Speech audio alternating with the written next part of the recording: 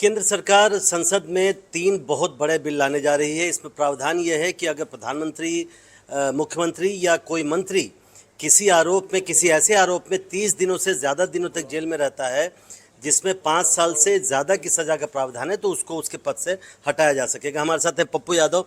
पप्पू जी, ये बिल आ रहा है, आज पेश होने वाला है, क्या आप इसके बारे में सोचते हैं? इसमें कहा जा रहा है कि अगर प्रधानमंत्री, मुख्यमंत्री, मंत्री किसी ऐसे आरोप में 30 दिन से ज़्यादा जेल में रहता है, तो 31वें दिन वो उसको पद से हटा दिया जाएगा। अच्छा, मुझको एक बात बताइए। एक तो आप समझिए कि अमित शाह जी और ये लोग 24 घंटा इस देश के संविधान के खिलाफ साजिश रचते रहते हैं। हमारे नेता राहुल गांधी जी और कांग्रेस भ्रष्टाचार के खिलाफ आजीवन सामाजिक और रचनात्मक जीवन में राहुल गांधी जी पहले ही, याद कीजिए, लालू यादव जी के समय में बिल को फाड़ा था। तब इन लोगों ने कहा था कि मनमोहन सिंह का अपमान हो गया, और ये लोग आकंठ डूबे हुए हैं, और सबसे पहले यही लोग जेल जाएंगे। सत्ता से हटते ही सत्ता का दुरुपयोग कितना ये लोग करते हैं आपको पता है, और कितने बड़े भ्रष्टाचारी हैं बीजेपी आपको भी पता है। इनके कितने मुख्यमंत्री, येदियुरप्पा से लेकर के सारे मुख्यमंत्री आकंठ डूबे हुए हैं। कितने कितने मुद्दे हैं। अब आप एक बात इसको समझ लीजिए, यह बिल किनको छोड़ना है या किस सरकार को गिराना है।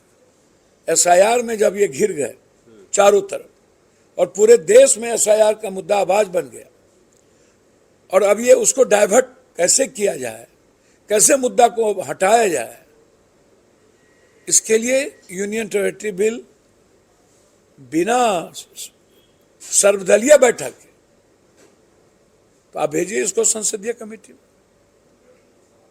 आप संसदीय कमेटी के पहले इसको आप यहां मत लाइए, क्योंकि आप विवाद, आपकी मंशा बिल लाना नहीं, आपकी मंशा एसआईआर जैसे अब आपको कोई रोक पाइएगा। और तीसरी मंशा ये है कि अरविंद केजरीवाल जी जेल में रह करके शासन चलाए,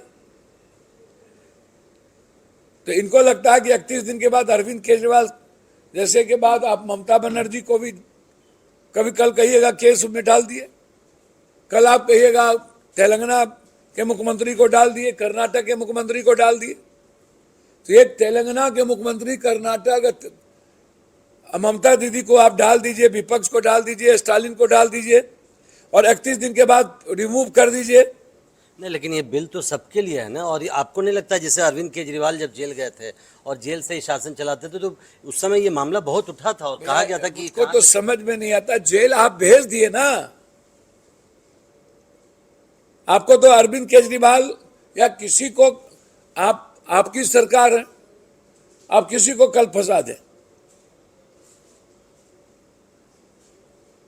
और फंसा करके आप कह रहे 31 दिन, जब हमारे पास प्रावधान है कि 5 साल से 3 साल से ज्यादा सजा यदि किसी को होती है, तो उन 72 घंटे के अंदर नैतिकता के आधार पर भी और कानूनता भी खत्म हो जाना है।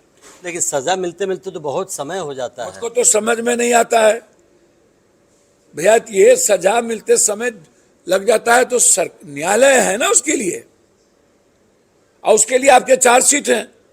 आप स्पीडी ट्रायल करिए, आप छोड़ दीजिए, पहले आप भ्रष्टाचार के मामले को आप सीरियस लीजिए और स्पीडी ट्रायल करिए। तो आपको शंका है कि ये नया कानून बना के विपक्षी नेताओं को फंसाया जाएगा? बिल्कुल, नया कानून बनाने का जो इनकी मंशा है, ये फिर से पिछले दरवाजे से बीजेपी को सत्ता में लाना और अस्थिर करना इनकी मंशा है, जिसका विपक्ष एकजुट होकर मजबूती के साथ, जिस भ्रष्टाचार के खिलाफ हमारे नेता राहुल जी और कांग्रेस है, उससे बड़ा विरोध कोई नहीं कर सकता। ये गलत मानसिकता वाली बिल का विरोध होगा। बहुत बहुत शुक्रिया। तो ये बिल के पीछे की जो मानसिकता है वो गलत है, ये आरोप लगा रहे हैं पप्पू यादव, और पूरा विपक्ष इस बिल का विरोध करेगा। पप्पू यादव का कहना है कि पिछले दरवाजे से ये सरकार में आने की कोशिश है। नई दिल्ली से प्रशांत, एनडीटीवी इंडिया।